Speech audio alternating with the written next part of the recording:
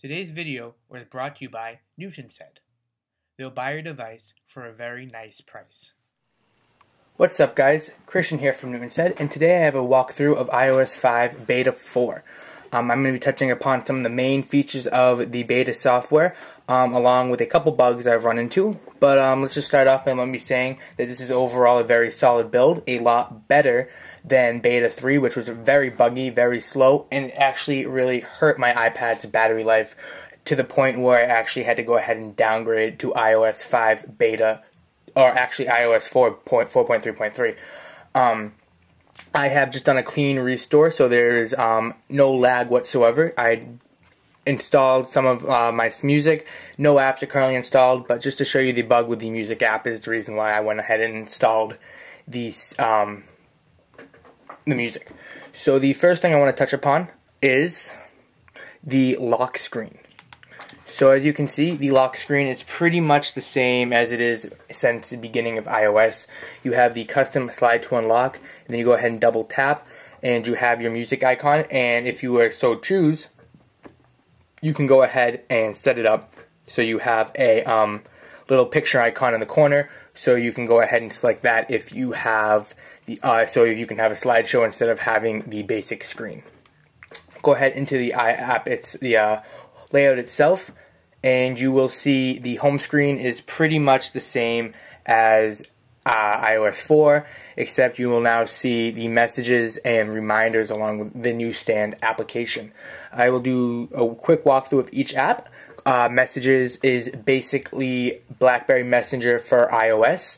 You can go ahead and send a message to anybody that owns an iPhone, iPod Touch, or iPad for free, as long as they are connected to Wi-Fi. And iPhone may be possibly over the cellular service, but obviously for iPod Touch and the Wi-Fi models of the iPad 2 or 1, you have to be on wireless. But it's pretty much like BlackBerry Messenger. You go ahead and send it, and as long as you have an iOS device, you will be able to receive messages for free, which is actually really cool because there are so many people nowadays that have an iPod Touch or an iPhone or iPad that you will just be able to talk to them without having to send text messages, and that really makes communicating with your friends or your coworkers or people you need to get in touch with a lot easier than having to give out, let's say, your personal phone number. If you do not want to give that out to a person you might not want to give your number out to.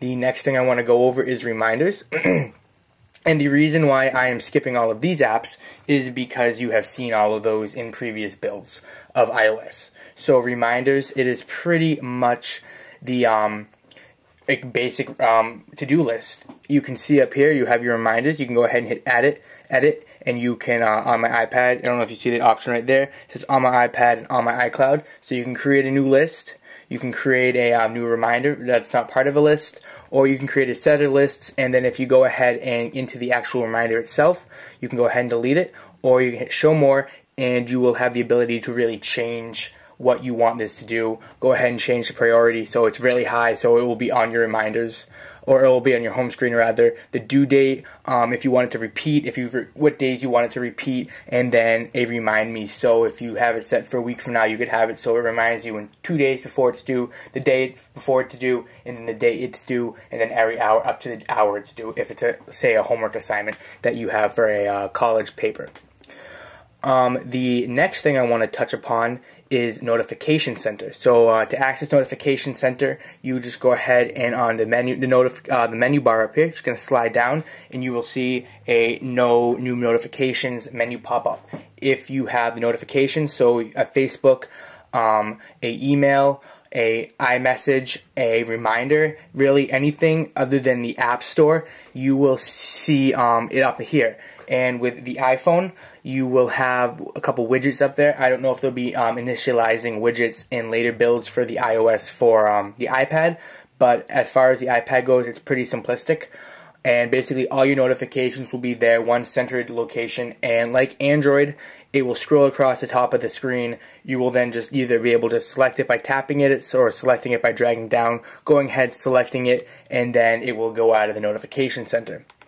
Another little neat feature of notifications is instead of it popping up on your screen, like I said, it goes up here, it will also pop up on your home screen. So it will be a list of organized events. So instead of it popping up while you're in the middle of the game, it will pop up here, scroll in the text, and then if you want to read the whole text, or most of the text I should say, you can go onto your notification screen, you can go ahead and tap that, or you can just read it, go into your notifications, and read it that way. So Notification Center is pretty accessible in many different ways. Say you're in an app, so we're in Photos, and you want to access your notifications. All you do is scroll down. Some applications you will require 2 scroll downs. The first one you'll scroll down and you'll see a little button that looks like that. You go ahead and tap on that, and Notification Center will become the priority in that app. So if you're playing a nice game of Angry Birds and you get a text message from your best friend, you can go ahead and read the text message without ever having to really exit out of Angry Birds. We'll go ahead into the Music Center, or the music applications, and you'll see that the app has been really redesigned and it's a lot more user-friendly. I had an issue with iOS 4 where every time I'd choose an artist, I'd go back, and then I'd hit Now Playing, and I'd go back, the artist would be gone, and I'd have to go ahead and reselect it. Now this is obviously just some random music I selected, and as you can see, this is like 20. I think there's like 20 albums here, maybe 30 artists, and everything is now arranged via album cover. And now, if you can see down here, there's a little button that says Store, and the store is now built into the music store. So if you want to go ahead and download another song from your favorite artist, or check out the freebies of the week, go ahead and just look at here. And it's a really cool feature that will make buying music even easier already. So we'll go ahead and double tap and open up the music app. Now the bug I wanted to show you, I gotta find a artist that has more than one song, and I don't know if that's gonna be possible. Okay, so we got the Zach Brown Band. Oh, 3 different. That's perfect. Anyways, I'll just tell you what the bug is.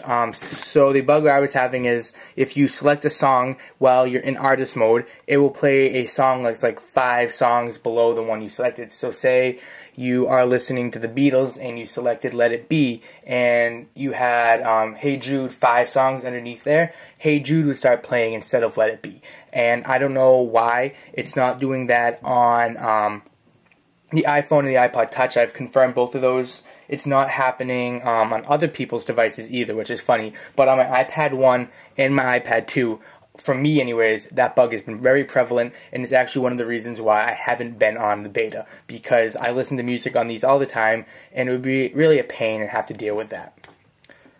The next thing I want to go ahead is more in the guts of the device. Not so user interface, but some really cool features that's been instilled in iOS. So the first one is software update. Basically, this is an over-the-air update that Apple will release. The first one that's been released will be iOS 5 Beta 4.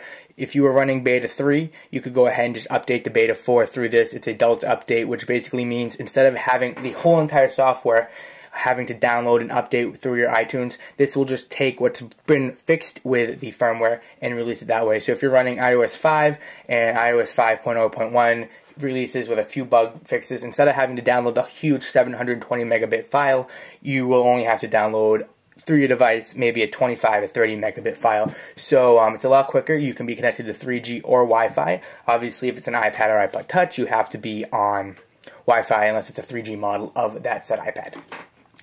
It's really quick. I did it for this one and my iPad 4. My iPad to Beta 4, and the whole process took about 15 minutes for each device. So just let it go. It was on my computer, and it pretty much did it all to itself. And it was really nice and really smooth. Not any bugs at all. And I guess the last one I want to talk about, actually the second to last one I want to talk about, will be iTunes Wi-Fi sync. Now in iOS 5, the new feature that a lot of people have really liked is the Wi-Fi sync. So if you are downstairs in your living room and you have your Mac or your PC upstairs in your room, and you have a song that you've downloaded on iTunes through your device, you can go ahead and just sync that over to your computer so you don't have to worry about losing that song. Same being said, if your device is downstairs and you're up in your computer and you just downloaded a new album, you don't have to go downstairs and pick it up as long as your device is running on iOS 5 and it is plugged into a power source, or you have it selected so it will sync even if it's not plugged into a power source. it would automatically sync over if you hit sync. And it's a really nice feature. I've tried it. Obviously, it's a little slower than USB because it's over wireless. But I mean, if you're not doing it for like if you're not syncing over your entire music selection, you're syncing over 12 to 15, 20 songs, you know, it takes a couple minutes, and I mean, it's a really nice, convenient feature that I actually really like a lot. And the last feature I want to talk about is iCloud. iCloud is Apple's new version of MobileMe. It is free to all users that are running OS X Lion and or iOS 5. It is a really nice feature. As you can see, it will include mail, contacts, calendars, reminders, bookmarks, notes, photo stream, documents, data, which is basically iWorks, and Find My iPad, iPod Touch, or iPhone. You also have the ability, which is a really cool feature, in iOS 5 to back up your device. Instead of having to back it up to iTunes, you can go ahead and once daily, it will back it up to iCloud. So when you set it up without having to plug it into iTunes, you can go ahead and back up all your pictures and then restore your pictures if something goes wrong and you have to restore your device. You can go ahead and hit backup now. It will back up everything. As you can see, there's a little progress bar at the bottom, and it depends how much you're backing up. As you can see, less than a minute because I have nothing on here. But overall, you get 5 gigabytes of free space. Then you can go ahead and hit buy more storage, and I don't actually know if that's going to let me do it, but I'm pretty sure you can buy right there 20 gigabytes for a year. 15 gigabytes, $20 a year. 25 gigabytes, $40 a year, and then 55 is $100 a year. But I'm not ever going to go over the 5 gigs because I just use the MobileMe, the free the free Me email address that came with iCloud. So I use that for emails, and I've backed it up. So I'm not going to probably be going over that anytime soon. And guys, that's really pretty much it. Photo booth hasn't really been changed. The camera app has been improved tremendously on the iPhone. However, I have an iPad, so there's no really point in showing you. It boots a lot quicker on the iPhone 4 anyways, and it's overall just a really nice fix.